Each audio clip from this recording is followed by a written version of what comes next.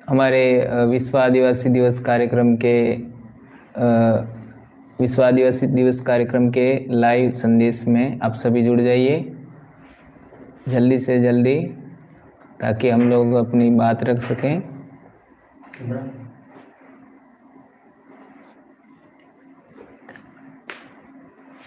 सबसे पहले आप सभी देश भर के ही नहीं, पूरी दुनिया के आदिवासी समुदाय और प्रकृति संस्कृति में विश्वास रखने वाले, अर्थात सभी जीवों के सर्वोच्च कल्याण और प्रकृति के अनुकूल जीवन पद्धति को मानने वाले, अपने जीवन में जीने वाले, स्वीकार करने वाले सभी मानव समुदायों को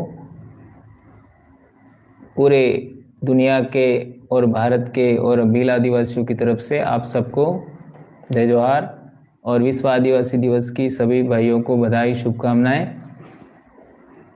दोस्तों, हम लोग जब से विश्व आदिवासी दिवस मना रहे हैं तो उसको लेकर के बहुत सारी बातें हमारे सामने लोग करते रहते हैं। कोई कहता है कि भाई विश्व आदिवासी दिवस मनाना चाहिए, कोई कहता है नहीं मनाना चाहिए, और अलग अलग तरह के लोग आर्गूमेंट करते हैं। उस आर्गूमेंट के तहत लोग भी अपना अभिमत बनाते रहते हैं और उसके आधार पर आपस में लड़ते झगड़ते रहते हैं, एक दूसरे को उलुल जुलुल बोलते भी रहते हैं, जो एक स्वस्थ मानव समुदाय के लिए, लोकतांत्रिक व्यवस्था के लिए, संवैधानिक व्यवस्था के लिए उचित नहीं है। दुनिया के अंदर बहुत सारे मानव समुदाय हैं, विभिन्न प्रकार के अपनी सोच, अपने दर्शन, अपने विचार के अनुरूप कई प्रकार के त्यौहार मनाते हैं, जिसमें फसली उत्सव पूरी दुनिया में मनाए जाते हैं। इसके अलावा धार्मिक उत्सव भी होते हैं, उनको भी मनाते हैं। अभी पिछले 2-4 साल से हमारा योग दिवस, जो भारत के वो भी आदिवासियों की ही देन है, योग किसी और की देन नहीं है, लेकिन इसको लोगों ने अपना बनाने की बात करा है, वह हमारी कोई ऑब्जेक्शन नहीं है। लेकिन योग दिवस का भी बड़े पैमाने पर हम लोग मनाते हैं पूरे देश भर में, और प्रचार प्रसार भी होता है। तो उसको लेकर के कोई सरकारी लेवल पर नानुकुर तो करता नहीं है, क्योंकि वो सरकार स्वयं मनाती है।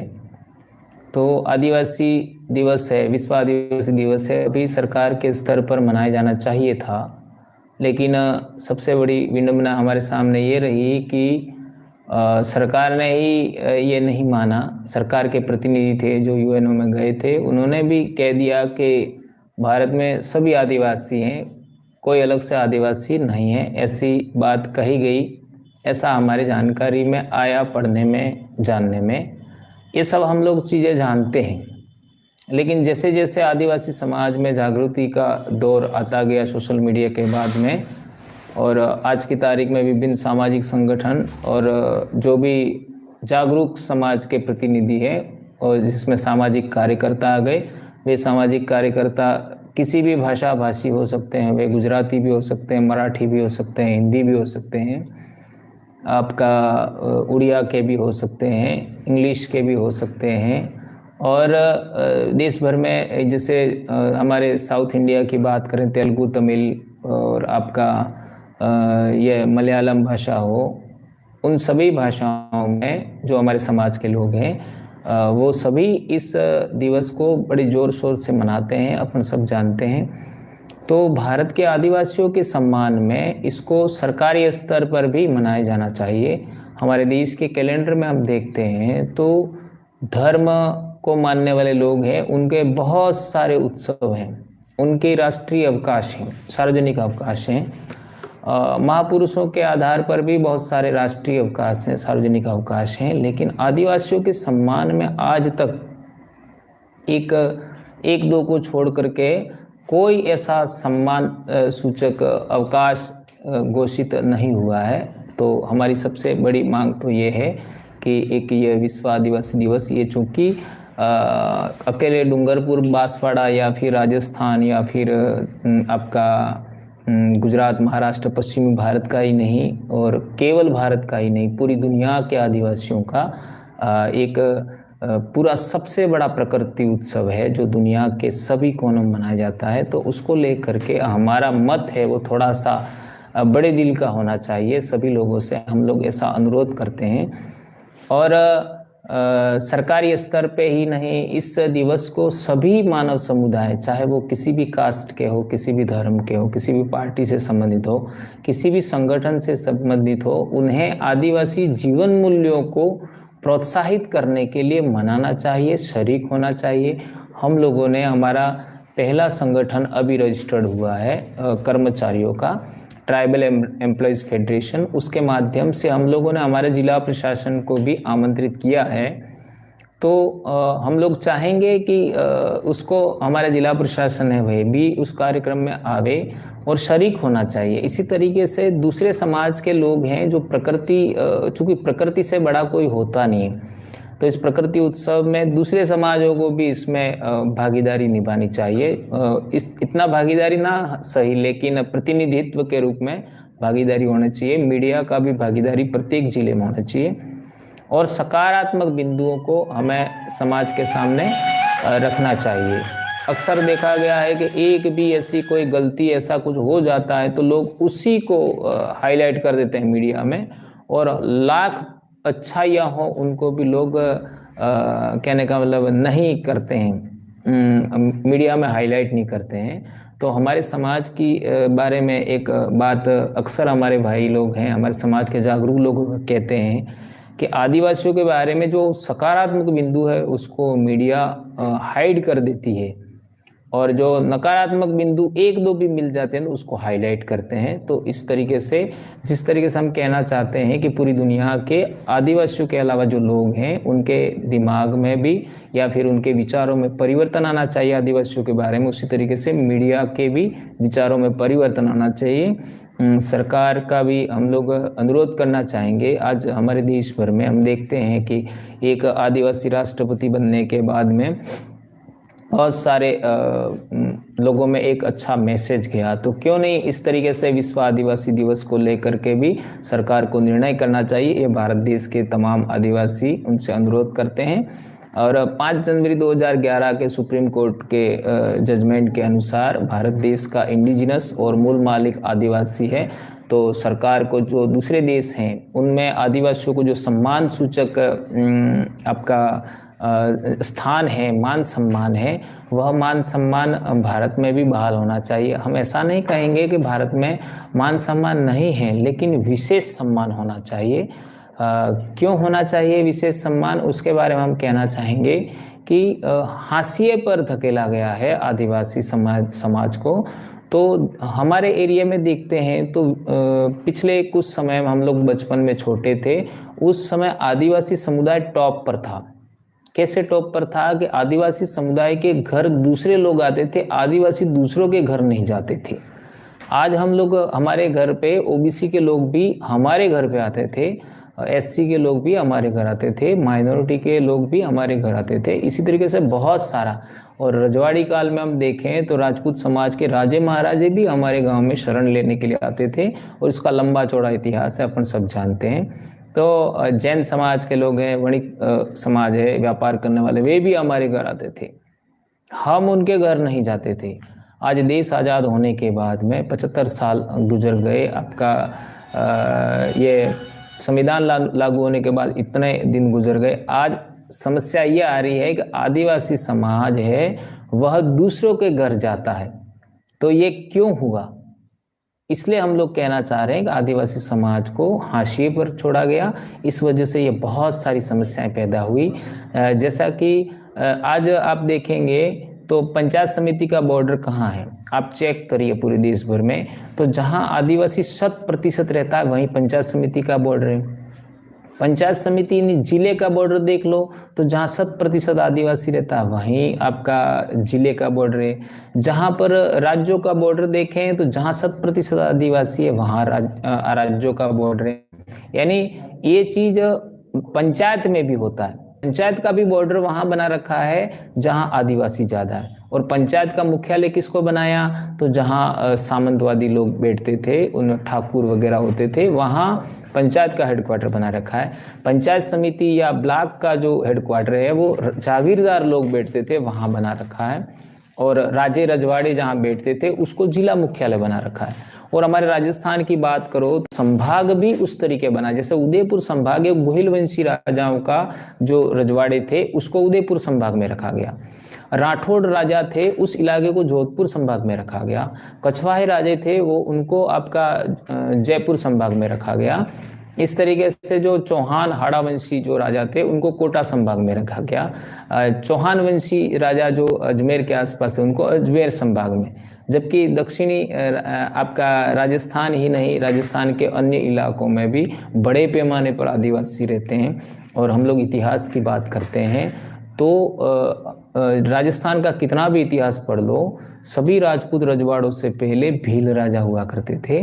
तो भील राजाओं के मान सम्मान में आज तक राजस्थान के इतिहास में कहीं भी देखो, गुजरात के इतिहास में देखिए, महाराष्ट्र का इतिहास में देखिए, मध्य प्रदेश के इतिहास में देखिए, आज तक किसी ने प्रयास नहीं किया कि भील राजा के सम्मान में एक भी चौराया हो, एक भी स्टैचू हो, इस तरीके का नहीं हुआ। इसी वजह से हम लोगों ने भील प्रदेश का नारा दिया। और आज भील प्रदेश के नारे की वजह से इतना बड़ा जन जागरण हुआ, इतना बड़ा जन जागरण हुआ कि अब लोगों को संभालना मुश्किल हो रहा है। ये बहुत बड़ी बात हुई है। और हमारे लोग हैं, चूँकि हमारा समाज चूँकि बिखरा हुआ समाज है, बिखरे हुए समाज को जोड़ने के लिए एक निश्चित उद्बोधन भी देना होता है। तो हमारे समाज में विलुप्त सा हो गया था, आदिवासी कम्युनिटी में कहीं कहीं चलता था, कहीं कहीं विलुप्त सा हो गया था। तो उस जय जोहार जो उद्बोधन है, जोहार शब्द है मूलतः, लेकिन उसमें आगे हम लोगों ने इसको थोड़ा सा इम्प्रेसिव बनाने के लिए, ताकतवर बनाने के लिए हम लोगों ने जय जोहार का नारा दिया 2014 में। तो आज वो उस नारे की वजह से जो समाज के कई वर्ग थे, आपका राजनीतिक वर्ग हो सकते हैं, सामाजिक वर्ग हो सकते हैं, आपका धार्मिक वर्ग हो सकते हैं, अलग अलग बटे हुए थे, वो एक मंच पर आए। तो ये दोनों नारों ने इतना बढ़िया काम किया जिसकी वजह से हमारे समाज है वो एक जगह इकट्ठा हो रहा है।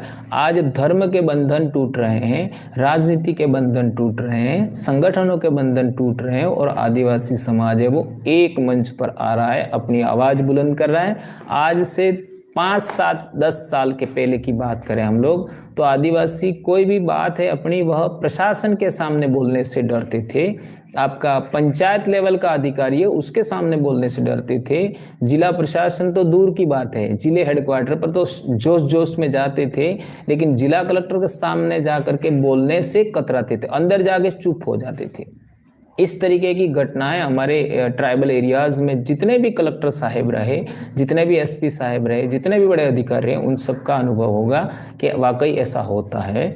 तो आदिवासी समाज अब बोलना शुरू हुआ है। यह हमारे सबके आपसी, यानी ऐसा कह सकते हैं सार्वजनिक जन जागरण, सार्वजनिक नेतृत्व में जो जन जागरण हुआ उसका परिणाम है कि हम लोग आज की तारीख में बोलना सीखे।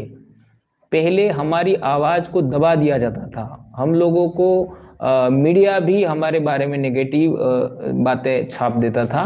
हम लोग पिछले 1-2 साल पहले का एक उदाहरण देना चाहेंगे। आदिवासी समाज में बहुत सारी रूढ़ी प्रथाएं ऐसी हैं जो दूसरे समाजों से बिल्कुल अलग हैं। और आप इसको 6ठी 7वीं 8वीं का सामाजिक ज्ञान पढ़ लीजिए तो ब्राह्मणी जो व्यवस्था है, मनुवादी जो व्यवस्था है, सामंतवादी व्यवस्था, उनसे जस्ट उलट आदिवासी समाज की रूढ़ी प्रथाएं हैं। तो शिक्षा आने के बाद में जो कर्मचारी लोग हैं या फिर आपका राजनीतिक लोग हैं या फिर विभिन्न संगठन के लोग हैं, उन्होंने कई धार्मिक त्योहारों का आदिवासी बेल्ट में प्रचार प्रसार किया। इसकी वजह से हमारे ब्लॉक के अंदर, हमारा जो मूल ब्लॉक है उस ब्लॉक में भी हम देखते हैं तो एक कुंवारा लड़का और एक कुंवारी लड़की ने करवा चौथ का व्रत रखा। करवा चौथ का व्रत रखा कुंवारे लड़के लड़की ने। अपना सब जानते हैं कि देश भर में शादीशुदा लोग हैं वह करवा चौथ का व्रत रखते हैं। इसका भी हम लोग ऐसा नहीं कहना चाहेंगे कि व्रत करो या ना करो, हम लोग ऐसा नहीं कहना चाहेंगे, लेकिन एक पति की उम्र बढ़ाने के लिए आपका कोई व्रत है तो पत्नी की उम्र बढ़ाने के लिए भी कोई व्रत होना चाहिए, हमारा यह कहना है। और उम्र बढ़ती है उसका प्रमाण भी देना चाहिए। कि भाई व्रत करने से उम्र बढ़ जाती है। यदि उम्र बढ़ती है तो मैं तो 10 दिन तक भी व्रत करने के लिए तैयार हूँ। तो उम्र बढ़नी चाहिए, ऐसा कोई प्रमाण हो तो बताया जाना चाहिए, इसलिए हम लोग इसका विरोध करते हैं। लेकिन चलो हम लोग इसको भी एक्सेप्ट कर लेते हैं।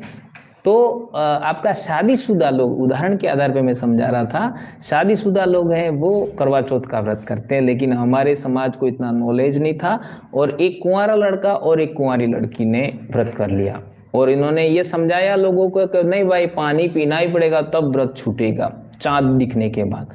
तो हमारा एक लड़का था वो जोश जोश में चला गया लड़की के घर पर, तो उसको गांव वालों ने पकड़ लिया, परिवार वालों ने पकड़ लिया, पीटा और पेड़ के सामने बांध दिया और दूसरे दिन पुलिस प्रशासन ने जा करके उसको छुड़वाया। ये 2-3 साल पहले की बात है और उसको मीडिया ने बड़े बड़े आपका पेपर में फोटो सहित छापा इसको।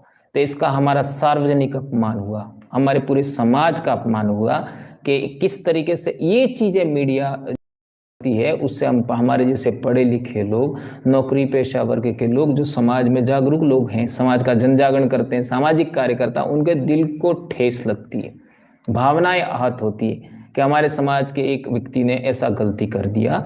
तो ये चीज़ें हैं, इनके विरोध में हम लोगों ने समाज में जन जागरण का प्रयास किया। अभी आप लोगों को देखा होगा, आप पूरे ट्राइबल आज की तारीख में आप सर्वे करा लीजिए, सबसे ज़्यादा बच्चे जुलाई, अगस्त, सितंबर, अक्टूबर, इन 4 महीनों में बच्चे स्कूल आते हैं। और आप देख लीजिए जितने भी इन लोगों ने त्यौहार बनाए वे सारे त्यौहार इन्हीं पीरियड्स में, इसी टाइम में, इन्हीं 4 महीनों में सबसे ज़्यादा बच्चे इसी टाइम स्कूल आते हैं और इसी टाइम में 10-10, 15-15 दिन के ऐसे हमारी सारी पढ़ाई चौपट हो गई। 1990 के आसपास यदि आदिवासी बेल्ट, विशेषकर राजस्थान के आदिवासी बेल्ट और विशेष में तो कहना चाहूँगा हमारे डिस्ट्रिक्ट डूंगरपुर बांसवाड़ा में आप लोग अध्ययन करेंगे तो टॉप 10 बच्चे 90-91 के आसपास टॉप 10 बच्चे स्कूल में कौन थे जिन्होंने सबसे ज़्यादा परसेंटेज बनाया, तो वो 8 से 9 बच्चे तो आदिवासी करते थे। इतनी बेहतरीन पढ़ाई थी हमारी और उसी में हम लोग भी पढ़े।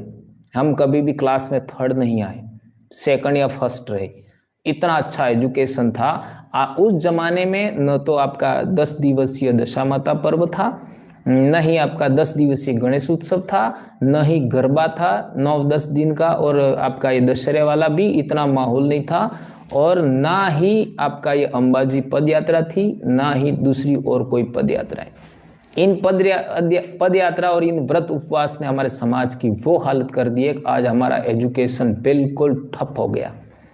एक शिक्षक होने के नाते ये शब्द बोलना मुझे भी अच्छा नहीं लगता, लेकिन बच्चे स्कूल जाने के बजाय आपका मंदिर जा रहे हैं और उनकी पूरी पढ़ाई बर्बाद हो रही है। आप इन सोमवार को एक किसी महादेव मंदिर पर जाकर देख लीजिए कि बच्चे वहाँ पर कितनी उम्र के हैं। और पिछले दिनों एक बहुत बड़ा कांड घट गया हमारे गलियाकोट इलाके में कि एक बच्ची ने 10वीं क्लास की बच्ची ने, एक छोटी बच्ची को यानी दशा माता का व्रत कर रही थी, उपासना कर रही थी, और उसने उसकी भतीजी थी उसको तलवार से काट डाला। 1-2 बार नहीं, कई वार किए। तो ऐसी जो घटनाएं घटती है, इसके लिए हम लोग इन सभी चीज़ों का विरोध करते हैं। और फिर जो समाज में जो इन बातों का प्रचार प्रसार करने वाले लोग हैं, मैं तो इनको कहूँगा कि ये समाज के विरोधी लोग हैं। और विरोधी लोग भी कहना एक तरीके से उचित नहीं लगता है। क्यों नहीं लगता है? इसके पीछे कारण ये कि वे भी समाज के भटकी हुई मानसिकता के लोग हैं, ऐसा कहा जा सकता है, या फिर अज्ञानी ऐसा कहा जा सकता है। क्योंकि हम लोग आज की तारीख में उस पायदान पर हैं, हमारे साथ लाखों लोग जुड़े हुए हैं और लाखों लोग हमको सुनते हैं और बड़े पैमाने पर जन जागरण हो रहा है। अब हमारा भी दिल बड़ा हो गया, हम लोग उनको भी कुछ ऐसा नहीं कहना चाहेंगे।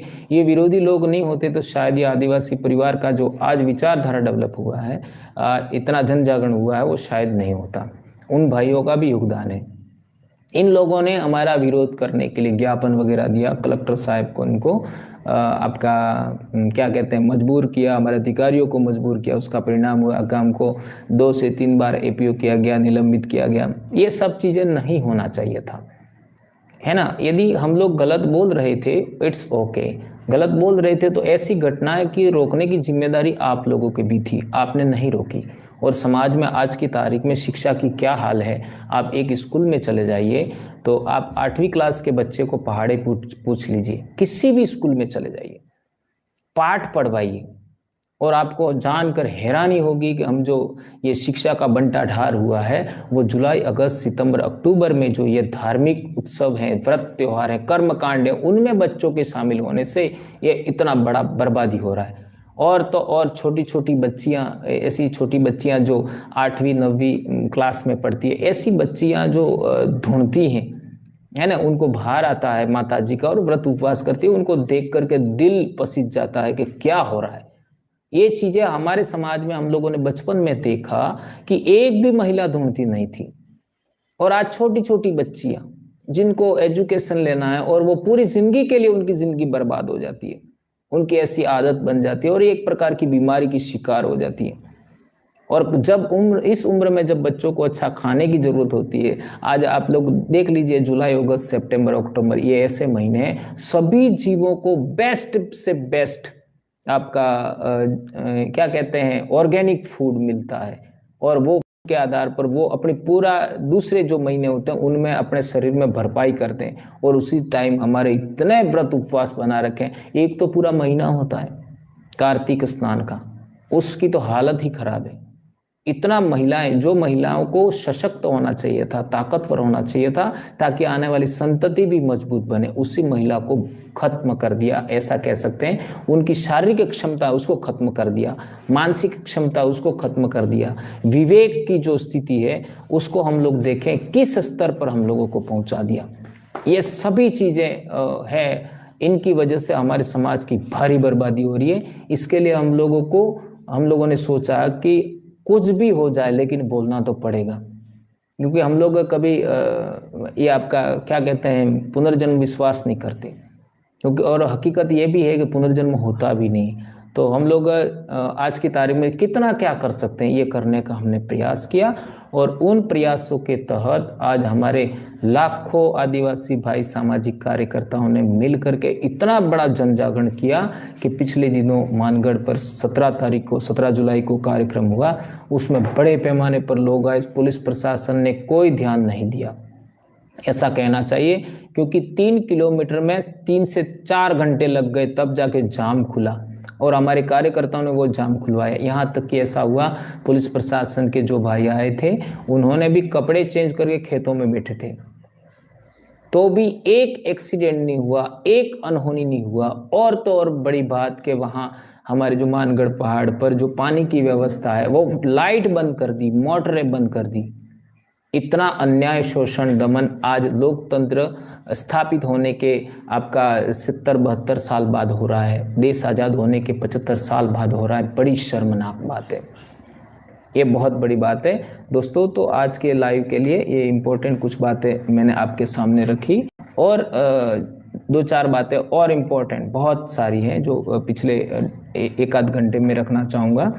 वो बात ये है कि हमारे पूर्वजों की जो सोच है, हमारे पूर्वजों की जो बोली, आपका संस्कृति, जीवन मूल्य के आधार को हम लोग समझें, उसको समझने का प्रयास करते हैं, तो हमारे समाज में बहुत सारी ऐसी बातें हैं जिसको दुनिया को आवश्यकता है। हमारे पूर्वजों की जीवन शैली, बोली, संस्कृति, पूजा पद्धति, धर्म, परंपरा, रूढ़ी प्रथा को हम लोग समझने, समाज व्यवस्था को समझने का प्रयास करते हैं। तो हमारे समाज में बहुत सारी ऐसी चीज़ें हैं जिनको पूरी दुनिया की मानवता को आवश्यकता है। इसका एक उदाहरण देना चाहूँगा कि हमारे समाज में महिलाओं का जो बराबरी का अधिकार है, आज दुनिया के अंदर आप किसी भी धर्म को पकड़ लीजिए, उस धर्म के अंदर महिलाओं को पूजा पद्धति में आपका बराबरी का योगदान नहीं है। चाहे आप ईसाई धर्म देख लीजिए, इस्लाम धर्म देख लीजिए, चाहे हमारे देश का हिंदू धर्म देख लीजिए। हिंदू वैसे धर्म भी नहीं है, ये सुप्रीम कोर्ट भी बोल चुका है, लेकिन उसको मान लेते हैं 2 मिनट के लिए। तो उसके अंदर भी महिलाओं को गर्भगृह में जाने से रोका जाता है, महिलाओं को पूजा पद्धति में हिस्सेदारी नहीं होती है। ये ईश्वरीय जो धर्म है उनकी उत्पत्ति में मानता हूँ सभी एक जगह से हुई है, एक पूर्वज से हुई है। वे आपस में लड़ते रहते हैं, ये मानवता को बांटते रहते हैं, लेकिन ये मूलतः एक हैं।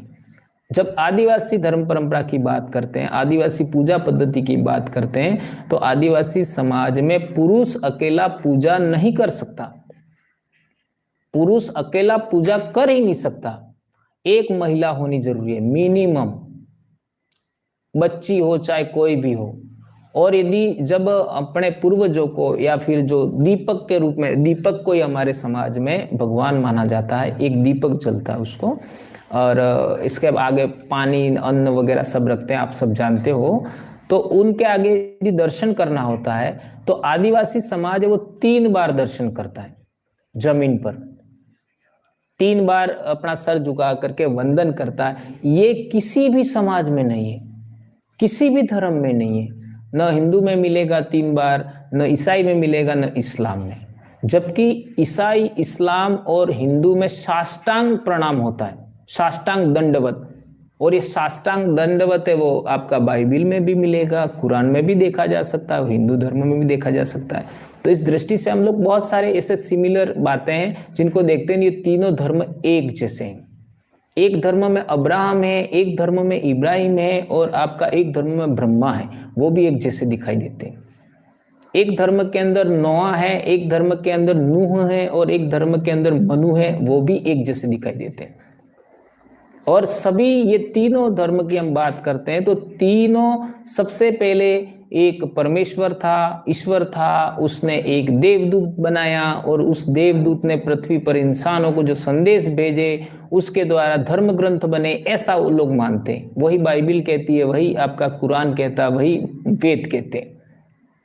और उसमें ये भी बताया गया है कि सबसे पहले एक इंसान यानी एक आदमी पैदा हुआ, उस आदमी से आपका एक उसकी पसली निकाल करके एक महिला को पैदा किया गया। जैसा ऐसा संभव भी नहीं है कि आदमी की पसली निकाल करके महिला पैदा करो, ये तीनों धर्मों में मिलेगा। और फिर इन दोनों की जोड़ी से आपका सारे इंसान पैदा हुए, यह विज्ञान के भी विरोध में, ये तीनों धर्म के लोग मानते हैं, इन ग्रंथों में लिखा हुआ है। लेकिन ऐसा नहीं होता है। आज आप ये इसलिए कहते हैं कि काल्पनिक है ये धर्म, धर्म में जो चीजें लिखी हैं वो सब काल्पनिक है, उनमें वास्तविकता का पुट नहीं है, वास्तविकता नहीं है। जैसा आज अभी चौमासा चल रहा है, 3050, आज अभी चौमासा चल रहा है, तो चौमासे में आप देखेंगे तो आपका फूल आजकल खिल रहे हैं। उन फूलों के अंदर देखिए तो फूलों के अंदर स्त्री केसर और पुंकेसर दोनों एक साथ होते हैं, पुंकेसर और स्त्री केसर एक साथ होते हैं, है ना। पुंकेसर क्या होगा? पुंकेसर होगा नर, स्त्री केसर क्या होगा? मादा। यानी मेल और फीमेल फूल के अंदर दोनों एक साथ होते हैं, और मेल फीमेल के योग से आपका फूल से फल बनता है, और फल के अंदर बीज बनता है, और बीज से नया आपका पौधा फिर बनता है। तो ये वास्तविकता को देखें, प्रकृति को हम जांचते परखते हैं तो प्रकृति का संदेश ये है कि पहले एक या पुरुष पैदा नहीं हुआ, पुरुष और महिला तत्व दोनों एक साथ पैदा हुए।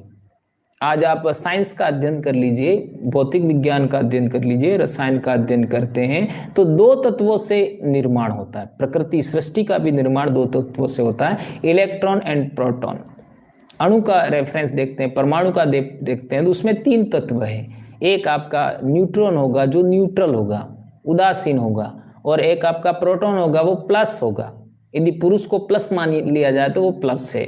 एक इलेक्ट्रॉन होता है जो आपका माइनस होता है, इसको स्त्री माना जा सकता है। तो वहां पर भी 2 तत्व है, एक प्लस है और एक माइनस है। प्लस और माइनस के योग से नया पदार्थ बनता है, नया तत्व बनता है। इसी तरीके से प्रकृति में मैंने अभी फूल का रेफरेंस दिया, इसी तरीके से आदिवासी पद्धति है, आदिवासी विचार दर्शन है, उसके जीवन पद्धति है, उसमें महिला पुरुष दोनों को बराबर माना गया है, और दोनों एक साथ जन्मे, एक साथ विकास हुआ, ऐसा आदिवासी समाज में माना जाता है। इसलिए हम कहते हैं कि ये बात एक ही उदाहरण से हम समझे तो ये एक उदाहरण ऐसा है जो न तो बाइबिल में सेट हो रहा है, न कुरान में सेट हो रहा है, न वेदों में सेट हो रहा है।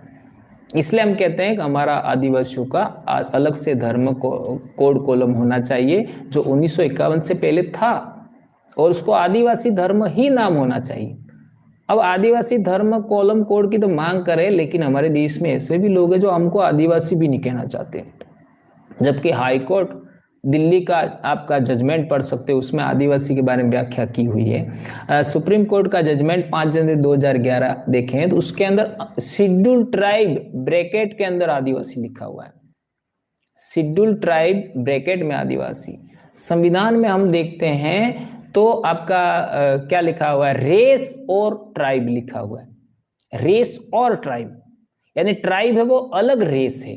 और आज हमारा कपाल देख लीजिए, हमारे बाल देख लीजिए, हमारे नयन नक्श देख लीजिए, आंखों का रंग देख लीजिए, वो दूसरे समाज से मैच नहीं करता।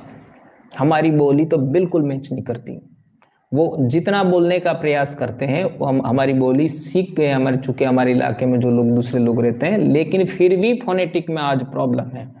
हमारे लोग हैं वो च कभी नहीं बोल पाते, क्योंकि च हमारी बोली में है ही नहीं, च को स बोलते है ना। और हमारी बोली के अंदर आधा अक्षर भी नहीं होता है, कभी नहीं होता है ना। जैसे कि आपका क्या में आधा क है, वो कभी होता ही नहीं।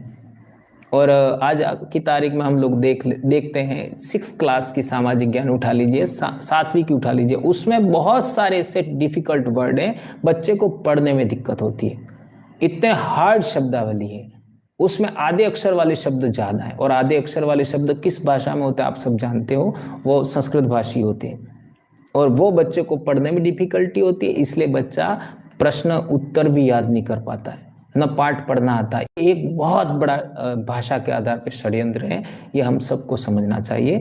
तो हमारे समाज के अंदर बहुत सारी ऐसी बातें हैं जो दूसरी समाज के लोग हैं उनको देखना चाहिए।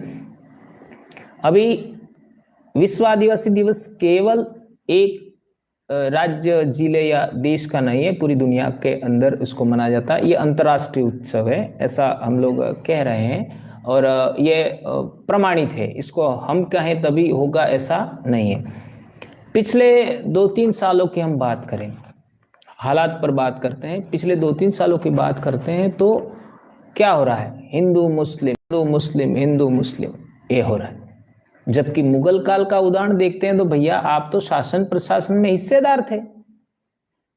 औरंगजेब के मनसबदार कितने हिंदू थे आप चेक कर लीजिए, अकबर के कितने मनसबदार हिंदू थे चेक कर लीजिए, उनकी हिस्सेदारी क्या थी चेक कर लीजिए। पहली बात तो ये मुगल सम्राट आधे माँ हिंदू है ऐसा भी है, आधे हिंदू आधे मुस्लिम ऐसा है ना। तो इस तरीके से मुगल सम्राट के यानी मुगलों के टाइम में ये तो इनकी हिस्सेदारी हुआ करता था। और तो और गंभीर बात अंग्रेजों के ज़माने की हम बात करें, मुगल तो चलो हमारे देश के अंदर बस गए थे, यहाँ की मिट्टी में वो उनके माँ बाप पैदा हुए थे, यहीं पैदा हुए तो हम चलो इसको मान लेते हैं। अंग्रेज तो हमारी मिट्टी में पैदा नहीं हुए थे, उनके प्रशासन में रजवाड़ों ने क्या किया अपन सब जानते हैं। कौन लड़ रहा था, रजवाड़े तो उल्टे हमारे विरोध में लड़ रहे थे। मानगढ़ का कांड देख लीजिए आप, आपका बूला वालोरिया का रेफरेंस देख लीजिए, ये जो नरसंहार हुआ उसको देख सकते हो। इसके बाद में आपका ये जो दड़वाब का जो उदाहरण है विजयनगर का, उसको देख सकते हो, रजवाड़े किधर थे। और इससे भी बड़ी बात हमारे डूंगरपुर जिले की बहुत शर्मनाक बात है कि रास्तापाल में जो कालीबाई को गोली लगी, आज तक किसी को पता नहीं गोली मारी किसको, किसने मारी गोली, कालीबाई को, और वो आदेश किसने जारी किया, और वहाँ उनको ये रोकने के लिए स्कूल बंद करवाने कौन गया था, ये शिक्षा के दुश्मन कौन थे, आज तक बच्चों को पता नहीं है। बच्चों को दूर की बात है, शिक्षकों को पता नहीं है, शिक्षकों को भी दूर की बात है, अधिकारियों को पता नहीं, पॉलिटिकल वर्ग है उसको पता नहीं। इसका मतलब ये नहीं है वो अननोन है। ये जून 1947 की बात है, 19 जून 1947 की बात है, इतनी जो उस समय में मेरी मासी की शादी उसी परिवार में हुई थी, मेरी बुआ की शादी भी उनके पड़ोस में हुई थी, और मेरे ताऊजी की भी शादी वहीं हुई है। वो आज भी जिंदा है, ताई जिंदा है। वो उस जमाने के लोग जिनकी शादी हो रही थी या हुई थी जस्ट, वो लोग आज जिंदा हैं। और वो कौन थे लोग इनको पता है, प्रशासन को नहीं पता, ऐसे कैसे हो सकता है, लेकिन नहीं पढ़ाते हैं। ये बड़ी शर्मनाक बात है। तो ऐसी जो बातें हैं, तो हिंदू मुस्लिम के नाम पर दंगा फसाद करने का जो प्रयास करते हैं, हम उन भाइयों से भी कहना चाहते हैं कि देखिए, सच्ची बातों के लिए काम करिए। हिंदू मुस्लिम से किसी भी राष्ट्र का फायदा नहीं हुआ। और हम लोग पश्चिमी एशिया की बात करते हैं या फिर मध्य एशिया की बात करते हैं, तो ईसाईयत और इस्लाम ने कहने का मानवता को इस तरीके से रौंद डाला है कि मुस्लिम आपस में भिड़ रहे हैं। और आपका यरूशलेम का उदाहरण तो और गंभीर है, इज़राइल का उदाहरण और गंभीर है। ईसाईयत और आपका इस्लाम के लिए कितने धर्म युद्ध हुए, ये सब चीज़ें हम देखते हैं। तो दुनिया को धर्म की ज़रूरत कम है, ऐसा मैं मानता हूँ। प्रकृति की ज़रूरत ज़्यादा है, आपका पर्यावरण की ज़रूरत ज़्यादा है। मानवता ही नहीं, पूरे जीव जगत को प्रकृति की ज़रूरत है, पर्यावरण की ज़रूरत है, आपका वनस्पति की ज़रूरत है, नदियों की ज़रूरत है, लेकिन धर्म की ज़रूरत नहीं है। यदि धर्म की ज़रूरत है तो कहने का मतलब आत्मसंतुष्टि के लिए हो सकता है। उस जमाने में इतना एजुकेशन नहीं था, मानवता इतनी डेवलपमेंट नहीं थी, साइंस इतना डेवलपमेंट नहीं था, तो लोगों ने इसको मान लिया होगा। हम इसको भी गलत नहीं कह रहे हैं, जिसको आस्था है मानिए, नो प्रॉब्लम। लेकिन उसको एक समाज से दूसरे समाज को लड़ाने के लिए उसको आधार बना दो, ये तो गलत है ना। अभी पिछले कुछ समय में हमारे भील आदिवासियों के बारे में देखें तो गौ रक्षा के नाम पर बेंगू चित्तौड़गढ़ में हमारे भाई को इन लोगों ने मार दिया, जबकि वो तो खेती बाड़ी करने के लिए बेल को ला रहा था। इसी तरीके से हम लोग देखते हैं नीमच में हमारे भाई तो हमारा भील भाई था, उसको गाड़ी के पीछे जिंदा बांध करके घसीटा गया और वो मर गया। इतनी जाहिलियत, क्या कहेंगे ये लोग धार्मिक हैं या अधर्मी हैं, कैसे कहोगे आप? ये इंसान है कि क्या है? पशु हैं, आप सोच सकते हैं, शैतान कह सकते हो, इंसान तो हो ही नहीं सकते। इसी तरीके से हमारे राजस्थान की बात करें, एक भाई हमारा एससी का, उसने मूंछ रख ली, इससे लोगों को तकलीफ हो गई और इन लोगों ने उसको बाहर से आकर के उसको मार दिया। इसलिए हम कहना चाहते हैं कि जाति और धर्म के बंधनों से हमें उस संकीर्ण मानसिकता से ऊपर उठना चाहिए। और तो और घोड़ी, अब घोड़ी जानवर है, उस पर चढ़ करके कोई आदमी अपनी बिनौली निकालता है, क्या तकलीफ है? कोई इंसान तो है नहीं, है ना, कि जिसके ऊपर बैठने से कोई तकलीफ हो रही है। अब घोड़ी पर बैठने में क्या दिक्कत है, घोड़े पर बैठने में क्या दिक्कत है? उसको लेकर के भी इंसान है, वो दूसरे इंसान को मारने पीटने मर्डर करने चले आते हैं। और गंभीर बात, पिछले दिनों हमारा एक महिला ने कुछ बोल दिया था, ऐसा मैं नाम भी लेना नहीं चाहूँगा, क्या बोला वो भी नहीं, लेकिन एक ओबीसी भाई को हमारे उदयपुर जिले के अंदर उसका गला काट दिया। अब गला काटने वाले दूसरे, अब इसको क्या कहा जाए? गला काटने वालों को भी क्या कहा जाए और वो भाई ने जो कमेंट किया उसको भी क्या कहा जाए? अब किसी का मर्डर कर देना कहाँ तक उचित है धर्म के लिए? मैं तो ऐसा कहना चाहूँगा कि इंसानों को ऐसा धर्म की बात करनी चाहिए जिसमें पूरी जिंदगी आपका स्वतंत्र जीवन शैली के साथ इंसान को जीने का हक होना चाहिए। ये धार्मिक बंधन है और ये जो काल्पनिक चीज़ें उनके पीछे हमको इतना भागना नहीं चाहिए।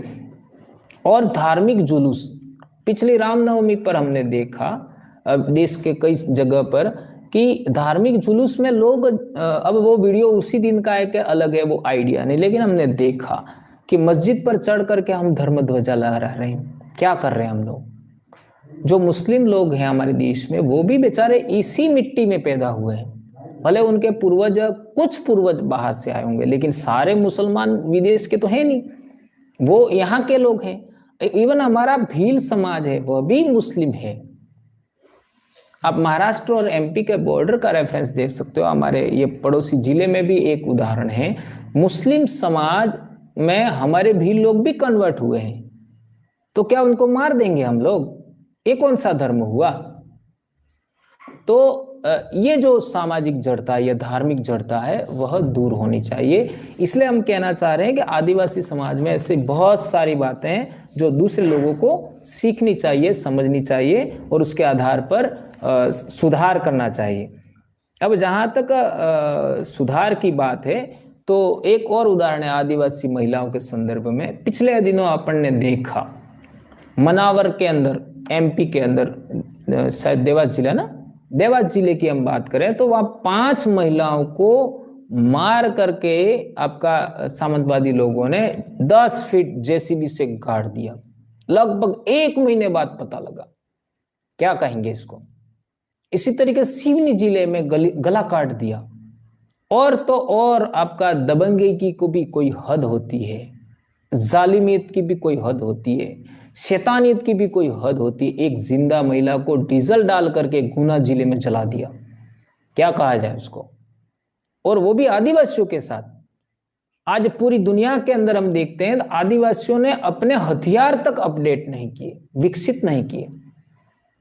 आपका राणा सांगा जब खानवा युद्ध में गया 1.5 लाख सेना थी, और बाबर के पास कितनी सेना थी आप देख लीजिए, बहुत कम सेना थी, लेकिन वो उन्नत हथियारों से लैस थे तो उन्होंने युद्ध जीत लिया। राजपूतों को पता ही नहीं था कि तोप गोला जैसी भी कोई चीज होती है, तो उन्नत हथियार बलबूते बाबर जीत गया खानवा युद्ध में, जिसमें हमारे डूंगरपुर के दरबार के साथ भी सिपाही गए थे, उसमें हमारे भील लोग भी थे, है ना। तो कहने का मतलब यह है कि हथियारों का विकास करके लोगों ने युद्ध जीते। लेकिन आदिवासी आदि अनादि काल से उस जमाने में भी तीर रखता था और वो रक्षात्मक लड़ाई लड़ता था, किसी को मारने के लिए नहीं, रक्षा करने के लिए, क्योंकि जंगल में रहते थे तो तीर धनुष रखते थे। आज भी आदिवासियों के घर में जाएंगे तो तलवार तो दूर की बात है, लठ नहीं मिलेगा।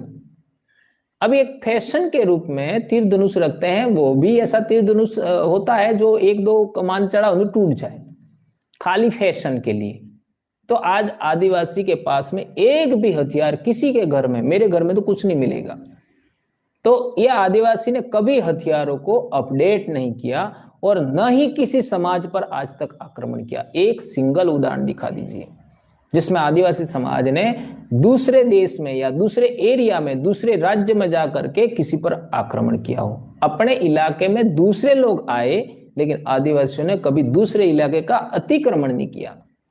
इससे भी सीखा जाना चाहिए कि जब हमारे पूर्वजों ने कभी किसी पर आक्रमण नहीं किया, कभी दूसरे का इलाका छीनने का प्रयास नहीं किया, तो आप कौन होते हैं जो दूसरों का इलाका छीनने का प्रयास करते हैं।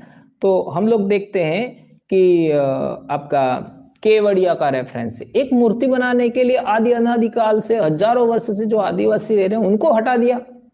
ये कौन सी मानवता है, ये कौन सी इंसानियत है, ये कौन से नैतिक मूल्य, ये कौन से आप धार्मिक लोग हैं। केवड़िया से पूरे देश भर के भवन बनाने के लिए बहुत सारे लोगों को हटा दिया जबरदस्ती। 5वीं अनुसूची का कोई मूल्य नहीं रहा, आर्टिकल 13(3) का कोई मूल्य नहीं रहा, सुप्रीम कोर्ट के जजमेंट, समता जजमेंट आदि का कोई मूल्य नहीं रहा। संविधान के विरोध में जाकर के, सुप्रीम कोर्ट के जजमेंट के विरोध में जाकर, कानून के विरोध में जाकर के इतना कुछ हो गया। और तो और रही सही कसर हसदेव अरण्य का रेफरेंस है। प्रशासन ने और शासन में बैठे लोगों ने किस तरीके से विभिन्न विभागों ने जाली ग्राम सभा के वो बनाए, आपका प्रस्ताव बनाए, और क्या क्या हुआ अपन सब जानते हैं।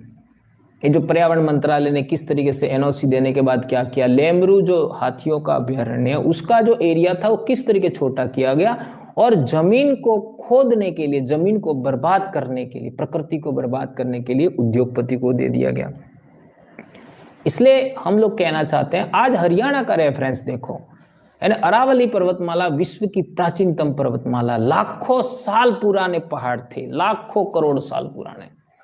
ऐसा कहा जाता है, साइंस कहती है, प्रकृति इस धरती पर सबसे पहले कोई ठंडा इलाका हुआ तो वो गोंडवाना लैंड का जो अरावली पर्वतमाला का जो बेल्ट है, आपका छोटा नागपुर तक का जो बेल्ट है, वो सबसे पुराना धरती पर ठंडा होने वाला इलाका है।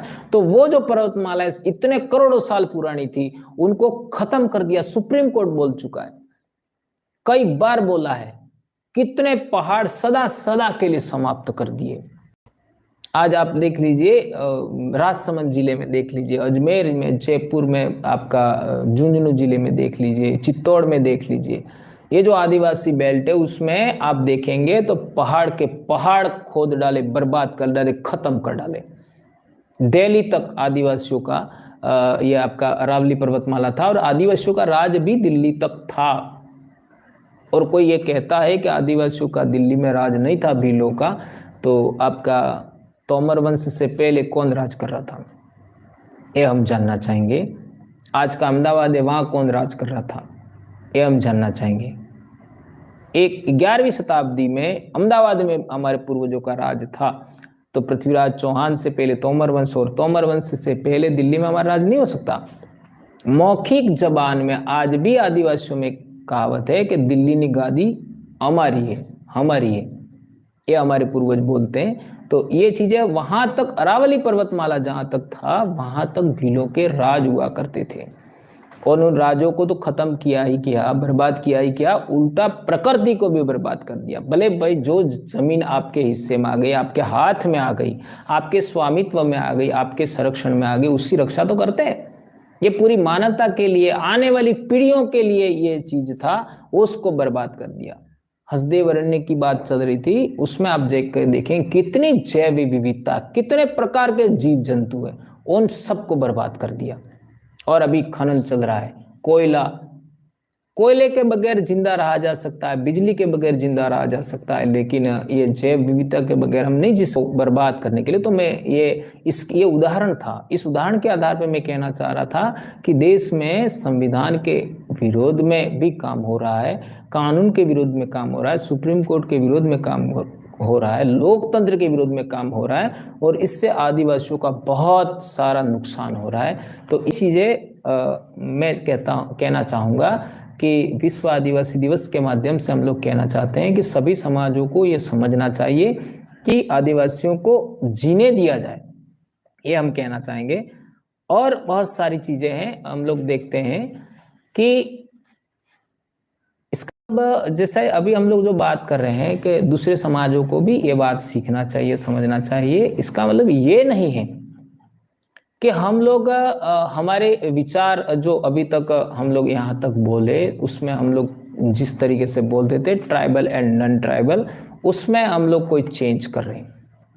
इसमें ऐसा नहीं है। ट्राइबल वे लोग हैं, मैं तो ऐसा मानता हूँ, जो प्रकृति के अनुकूल काम करते हैं, और नॉन ट्राइबल वो लोग हैं जो प्रकृति के प्रतिकूल काम करते हैं। इसलिए सभी लोग जब तक ठीक नहीं हो, उनमें सुधारात्मक चेंज नहीं आए, अपेक्षित परिवर्तन नहीं आए। हम लोग जब टीचर्स की ट्रेनिंग कर रहे थे तो हमको सिखाया जाता था कि अपेक्षित परिवर्तन बच्चों में होना चाहिए। तो ये दूसरे लोगों के विचारों में परिवर्तन ना हो, अपेक्षित परिवर्तन ना हो, तब तक हम आदिवासियों की जिम्मेदारी है कि हमको सच को सच ही कहना है और झूठ को झूठ ही कहते रहना है। जब तक विचारों में परिवर्तन हो, आने वाली पीढ़ियां को भी ध्यान रखना है कि सच को सच ही कहना है और झूठ को झूठ ही कहते रहना है। सही को सही ही कहना है और गलत को गलत ही कहते रहना है। उसमें कोई बदलाव नहीं करना है। जो सही है सही कहिए, गलत है गलत कहिए। यह आदिवासियों को करना होगा, क्योंकि पूरी मानवता को, पूरे जीव जगत को, पूरी सृष्टि को बचाने की जिम्मेदारी हमारी बन पड़ी है आज की तारीख में, क्योंकि वो गुण हमारे पास में, दूसरे के पास में नहीं है। जब किसी के पास है ही नहीं तो क्या बताएगा वो।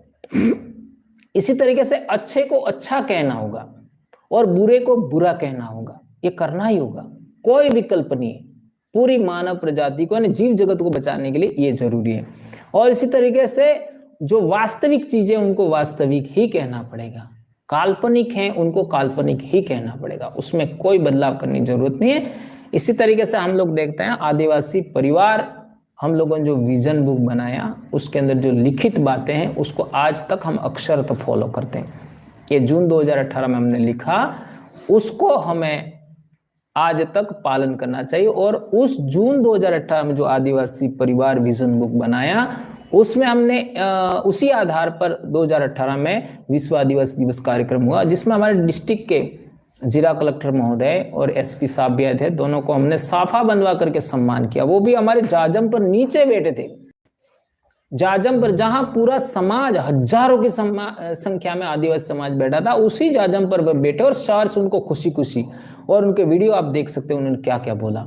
और हम लोगों ने उनको साफा बंधवा करके मान सम्मान दिया था। उस दिन हम लोगों ने जो बोला था वो बात आपका आदिवासी परिवार विजन बुक के आधार पर बोला था। हम कैसा समाज चाहते हैं, हम एक ऐसा आदर्श समाज बनाना चाहते हैं आदिवासियों का, जिससे पूरा दुनिया प्रेरणा ले। यहाँ तो क्या हो रहा है कि आदिवासियों को तो गलत बोला जाता है, आदिवासी गलत है ही नहीं, फिर भी बोला जाता है।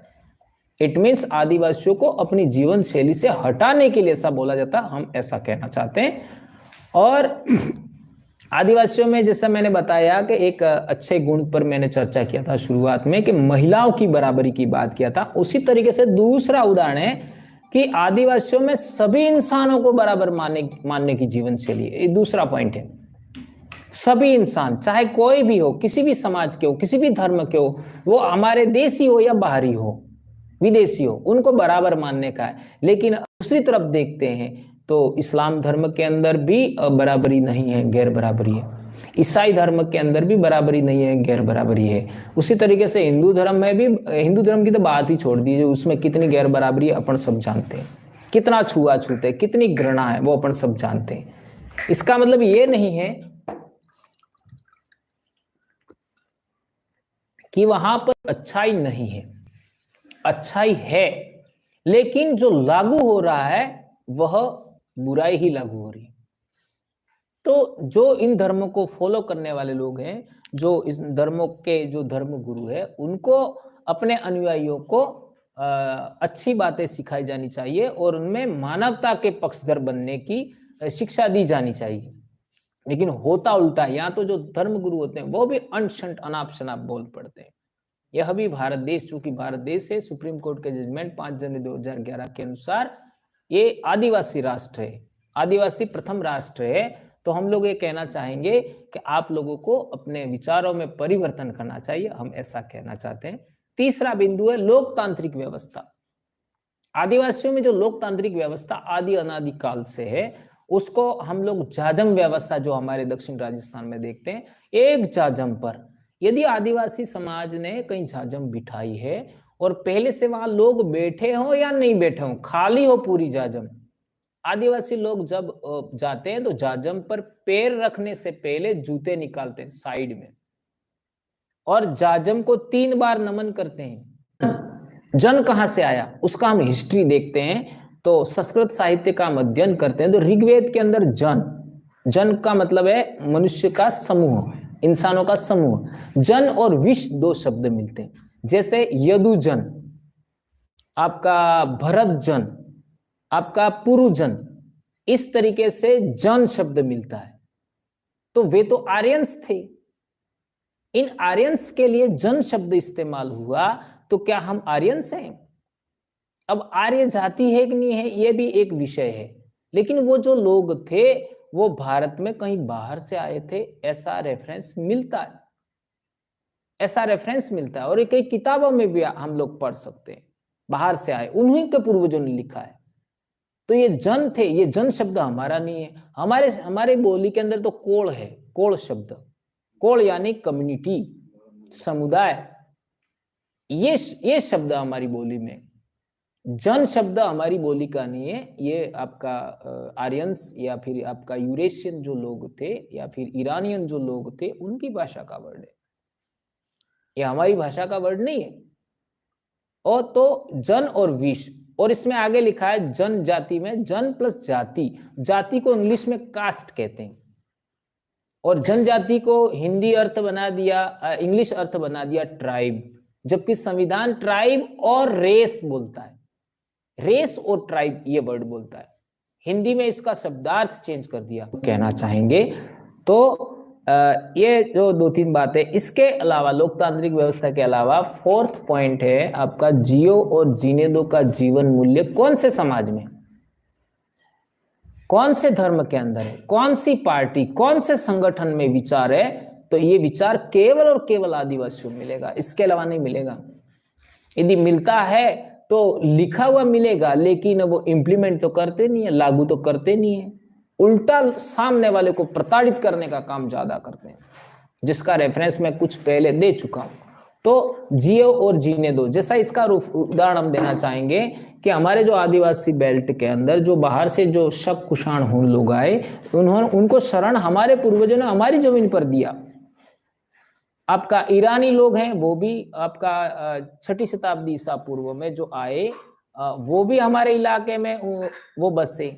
इसके बाद में यूनानी लोग आए, वो भी हमारे इलाके में बसे। इसके बाद में शक लोग आए, वो भी हमारे इलाके में बसे। इसके बाद में पहलव लोग आए जो ईरान से आए थे, वो भी हमारे इलाके में बसे। इसके बाद में कुषाण लोग आए जो मध्य एशिया चाइना के बॉर्डर से आए थे, वो भी हमारे इलाके में बसे। इसके बाद तारीम द्रोणी से जो हूण लोग आए 512 ईस्वी के आसपास, वो भी हमारे इलाके में बसे। और हूण लोग आने के बाद ही राजपूतों की उत्पत्ति होती है।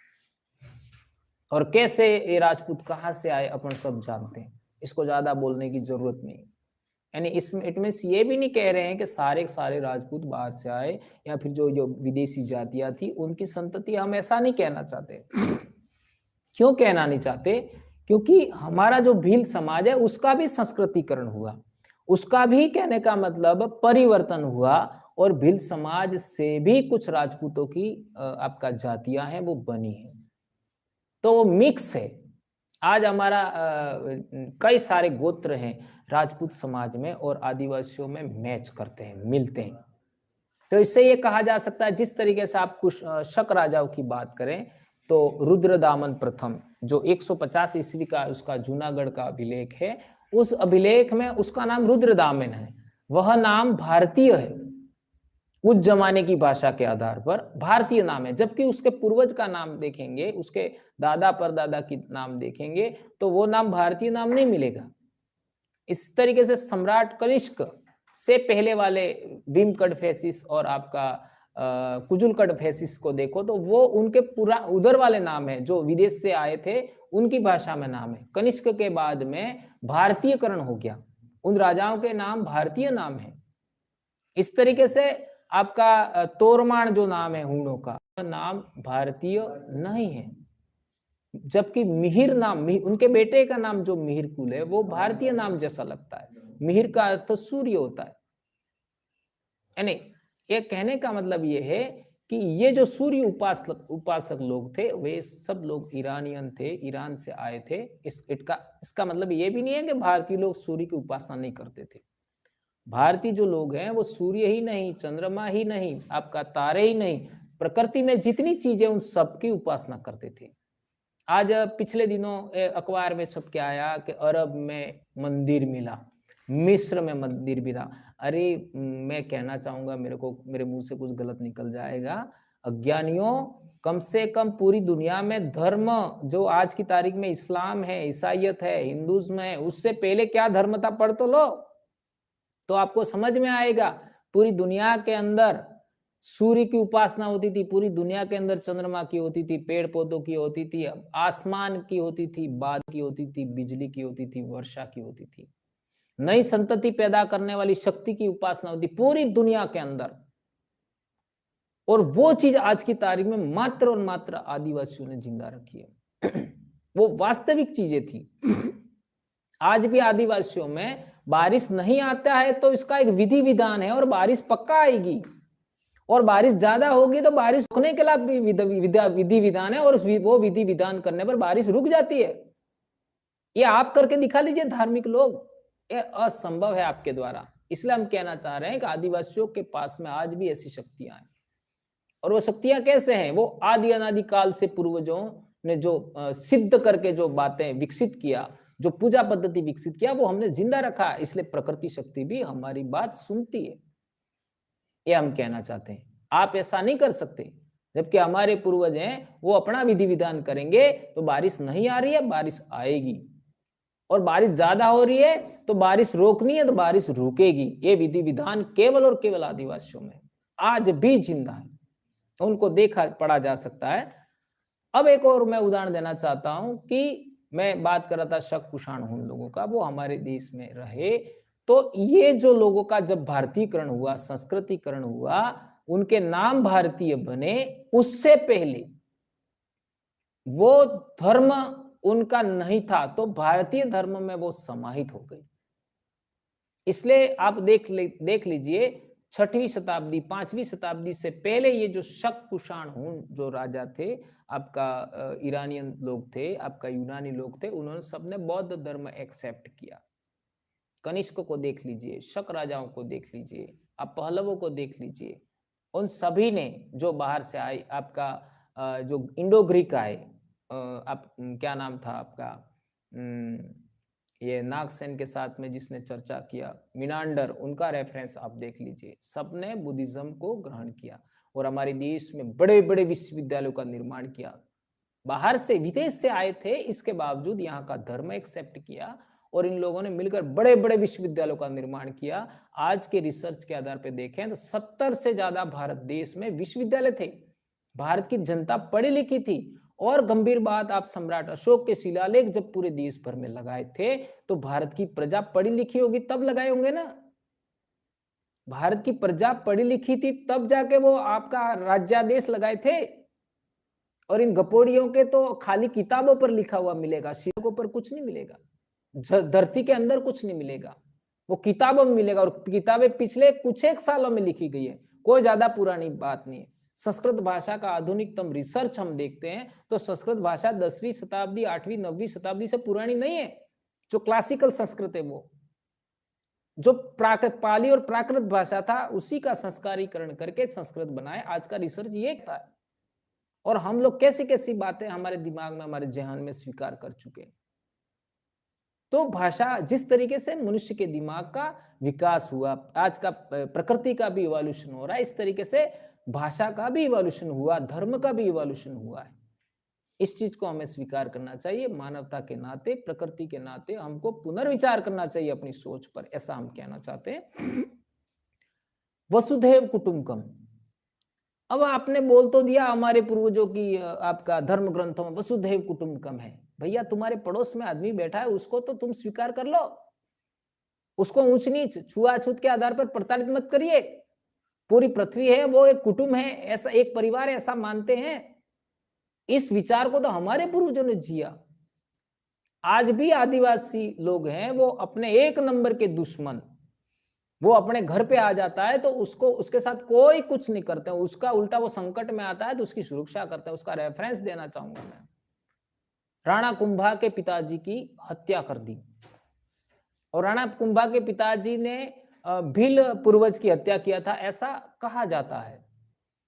और जो आपका उनकी हत्या, जब राणा कुंभा के पिताजी की हत्या हो जाती है तो जो उनकी हत्या करने वाले उन्हीं के परिवार के लोग थे, उन्हीं के परिवार के लोग थे। वो पहले मालवा गए और फिर वापस आए और जो भील आदिवासी जिनके पूर्वज को मारा गया था उसी इलाके में जाके उन्होंने शरण लिया। अब काफी प्रयास किया, मेवाड़ और मारवाड़ की दोनों राठौड़ सेना और आपका सिसोदिया वंश की सेना ने मिल करके प्रयास किया, लेकिन उन लोगों को वो पकड़ नहीं पाए, उन लोगों को वो आपका बदला नहीं ले पाए।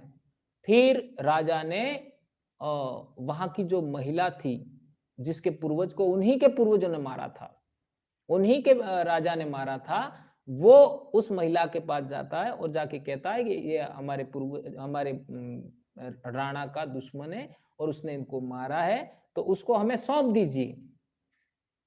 तो जब दुश्मन उनके घर आ गया तो एक आदिवासी महिला ने सोचा, उसको माफ कर दिया और माफ करने के बाद में आपका उनके बच्चों को इजाजत दी कि भाई उनके सुरक्षा के प्रबंध से अपने को वापस खींच लो, और इसके बाद में उनको पकड़ा गया। ये इतिहास में रेफरेंस मिलता है।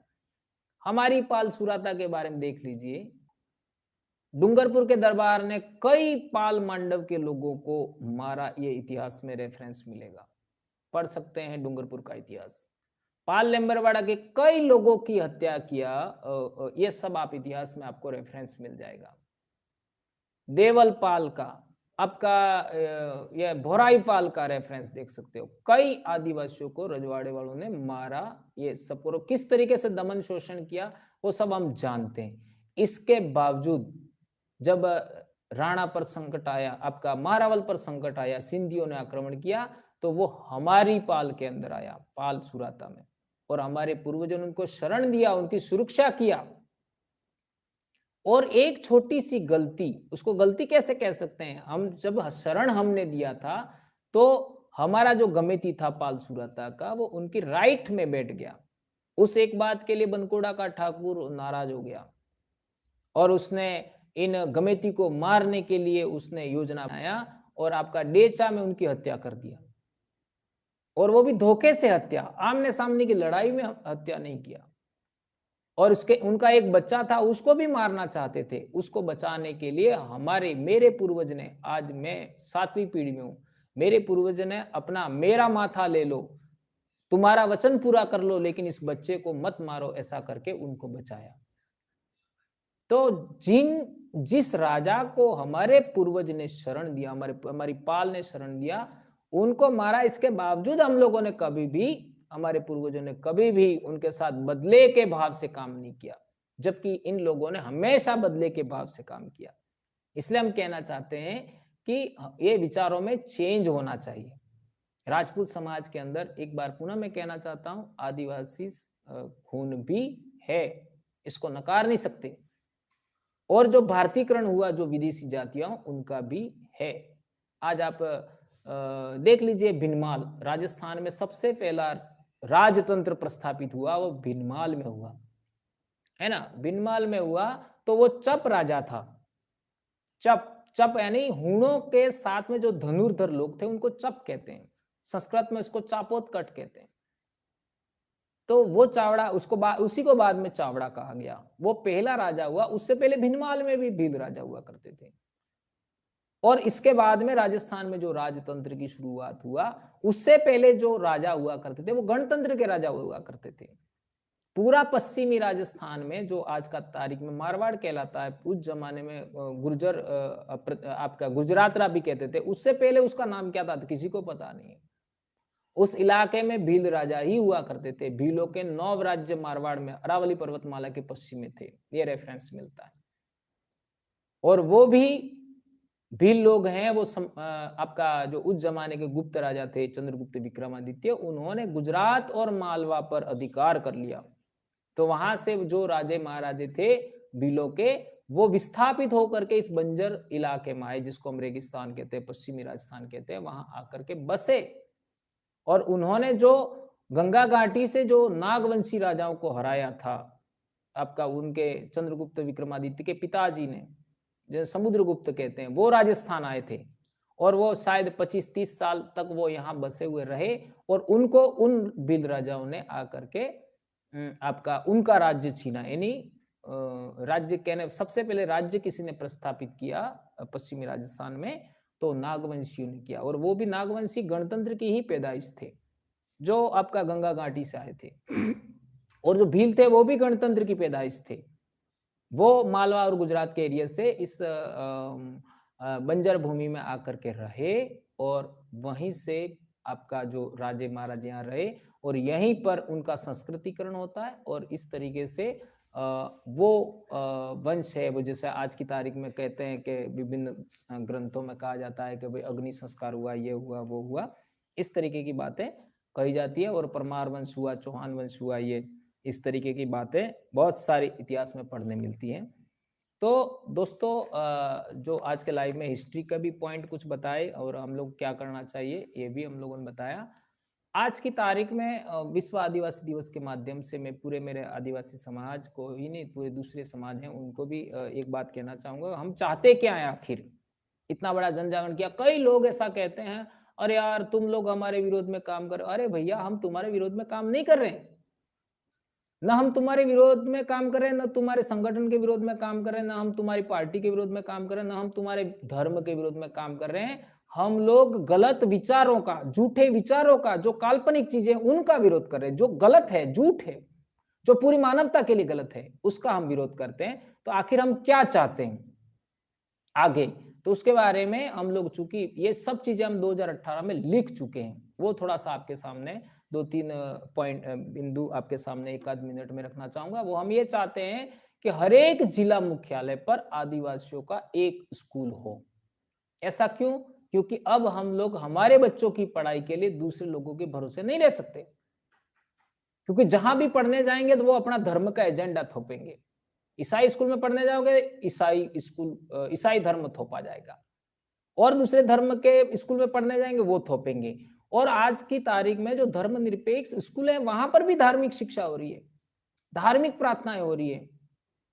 ये सब चीज हम देखते हैं। और सरकारी स्कूलों की जो आपकी व्यवस्था है, उसमें जो बदलाव हुए 1991 के बाद में, जिसकी वजह से पढ़ाई का नुकसान हुआ, तो हम हर एक जिला मुख्यालय पर एक आदिवासी स्कूल बनाना चाहते हैं, कॉलेज बनाना चाहते हैं। ये हम लोग पहला करना चाहते हैं। दूसरी बात ये कि आदिवासी युवक युवतियों को अपनी संस्कृति के प्रति प्रेम जगाने के लिए एक हम ब्यूटी कॉन्टेस्ट साल भर में एक करना चाहेंगे। हमारे बच्चे बच्चियां भी रैंप पर चले, उनको गर्व हो, उनको प्राउड हो अपनी संस्कृति पर, हम ऐसा चाहते हैं।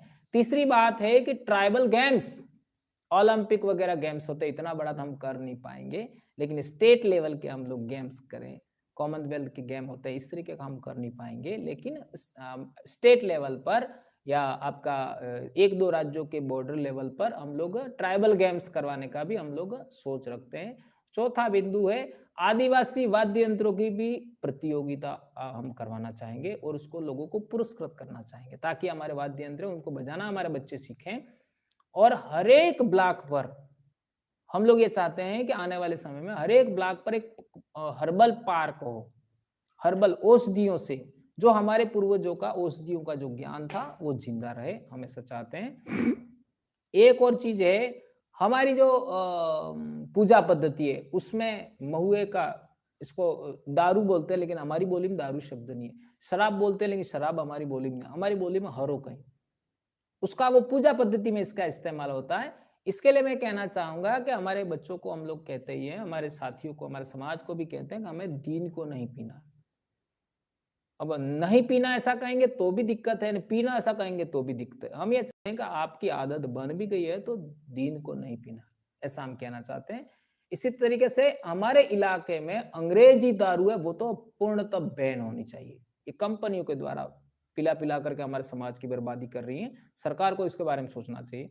आदिवासी विवाह पद्धति में जो लोग दूसरे देश से आए हुए हैं, दूसरे देश की मिट्टी की उपज है, वंशज हैं, वो लोग हमारी विवाह पद्धति में पूजा अर्चना के लिए ना आवे, ऐसा हम चाहते हैं। हमें स्वयं को वो कर्म कांड करना होगा। वैसे हमारे समाज में पहले हमारे समय में ही पूजा पद्धति होती थी, वो जारी रहनी चाहिए, ऐसा हम कहना चाहते हैं।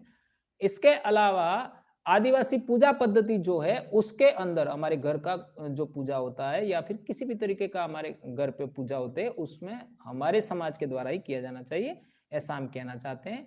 और अंत में एक बात और कहना चाहता हूं कि हमारे साथ बहुत सारे लोग जन जागरण के दौरान हमारे साथ आए, लेकिन वो लोग अपना उद्देश्य लेके आए। कई लोगों का राजनीतिक उद्देश्य था, हमारा राजनीतिक उद्देश्य नहीं है। कई लोगों का धार्मिक उद्देश्य था, हमारा धार्मिक उद्देश्य नहीं है। कई लोगों का आर्थिक उद्देश्य था, हमारा आर्थिक उद्देश्य नहीं है। हमारा मात्र सामाजिक उद्देश्य है, मात्र सामाजिक। और वो चीज हम लोग 2018 तक लिख चुके हैं, रिटर्न लिखित में है, उसी को हम फॉलो करते हैं। आज की तारीख में हमारा नेतृत्व करता वो किताब ही है, उसी किताब को हम लोग नेतृत्व करता मानते हैं, आदिवासी परिवार विजन बुक। तो हमारा सारा काम सामाजिक है, हमारा राजनीतिक काम नहीं है, धार्मिक काम नहीं है, आर्थिक काम नहीं है। और आर्थिक रूप से जो लोग हैं उन्होंने तो पूरी प्रकृति को बर्बाद कर दिया, मैंने पहले भी बोल दिया।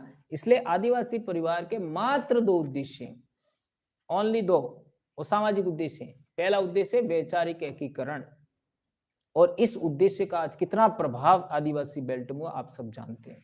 और दूसरा सांस्कृतिक शुद्धिकरण, यानी हमारी जो संस्कृति है उसको जीवित रखा जाए, उसमें कुछ गलत हो गया तो उसको खत्म करना है और प्योरिटी आनी चाहिए।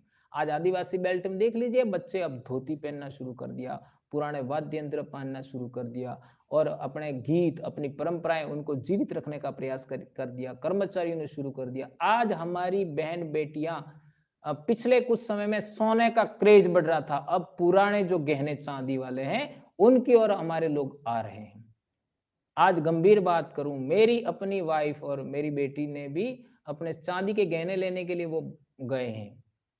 इतने दिन से तो उनके अंदर ऐसा भाव लायक नहीं लाए लेगा, आज इनको ऐसा हो गया, चारों तरफ ऐसा हो रहा है तो हम क्यों पीछे रह गए, वो भी लेने गए। तो ये एक बदलाव हुआ बहुत बड़ा अपने पहनावे की ओर। आज जींस पैंट का क्रेज कम होता जा रहा है, वो पहनना है, नहीं पहनना ऐसा हम नहीं कह रहे, दूसरे कपड़े भी पहने, लेकिन देश भर में हम लोग एक दिन ऐसा जो विश्व आदिवासी दिवस है वो हम जिला मुख्यालय पर बनाए, ऐसा हमको मानना चाहिए। और अपने पहनावे, अपनी बोली, अपनी संस्कृति के साथ, अपने वाद्य यंत्रों के साथ हमें मनाना चाहिए, ऐसा हम कहना चाहते हैं। और जो बातें हैं वो बाकी बातें हम कल करेंगे।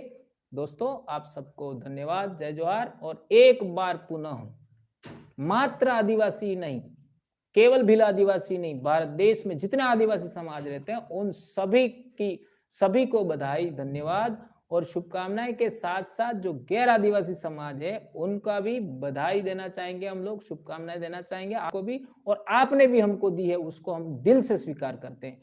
और हम तो चाहेंगे कि कल डूंगरपुर में जो हमारा कार्यक्रम हो उसमें विभिन्न समाज के लोग दो सही, लेकिन हमने अलग से मंच बना रहे हैं, उस पर हमारा प्रशासन को हम आमंत्रित कर रहे हैं, मीडिया को हम आमंत्रित कर रहे हैं, उस पर आप आके बैठे। हम जाजम पर बैठेंगे लेकिन आपको जाजम पर नहीं बिठाएंगे, आप वहां बैठिए, सुनिए, और यदि हम कुछ गलत कर रहे हैं तो आप लोग हमको बताइएगा। हम उसमें वाद संवाद के बाद में यदि राय बनती है कि हम गलत बोल रहे हैं तो उसमें चेंज करने के लिए हम लोग तैयार हैं। लेकिन हमारे इलाके में, हमारे राजस्थान में, हमारे दक्षिण राजस्थान में, डूंगरपुर ही नहीं पूरे देश के अंदर शांति कायम चाहिए। और जियो और जीने दो का विचार है हमारे पूर्वजों का, वसुधैव कुटुंबकम का विचार है, वो पूरी दुनिया को हम लोग सिखाएं और भारत पुनः विश्व गुरु की श्रेणी में आवे। विश्व गुरु कब था? जब बौद्ध राष्ट्र था भारत, विश्वविद्यालय होते थे, तब पढ़े लिखे थे। हमारे लोग भी एक जमाने में पढ़े लिखे थे, अनपढ़ सदा के लिए नहीं थे। इतनी बात मैं कहना चाहता हूँ। जय जवाहर, जय वीर प्रदेश, जय भारत, जय संविधान। धन्यवाद दोस्तों। આવી જો મોટો ભાઈ આવે ભાઈ જીલજો થોડાક એટલે